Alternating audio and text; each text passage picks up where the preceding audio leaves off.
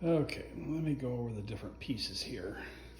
So first, I have been taking to wearing gloves and a full face mask. You don't have to, but this stuff can get, if you itch yourself or if you touch your face or and your skin is sensitive to the epoxy, it can cause some skin irritation. So I have been taking to, basically covering up my entire face and my hands.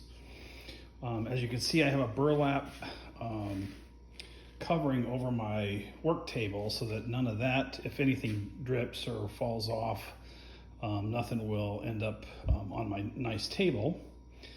I have a scale, and so I've set this to 0 with the particular vessel that I'm using to basically pour into and mix.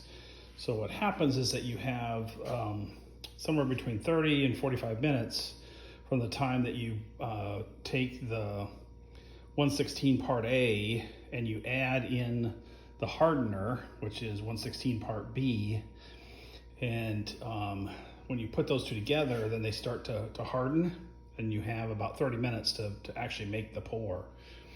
I usually, first of all, the mixture is 100 to 6, so I always use it by weight. So I'll put in like 1,000 grams of, or what, kilograms or whatever it is of part A, and then I'll put in 60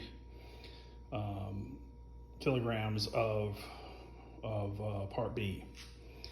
And in this particular case, I don't have any, I would normally use charcoal. This color here is, I think it's mortar mix. I think the color is mortar.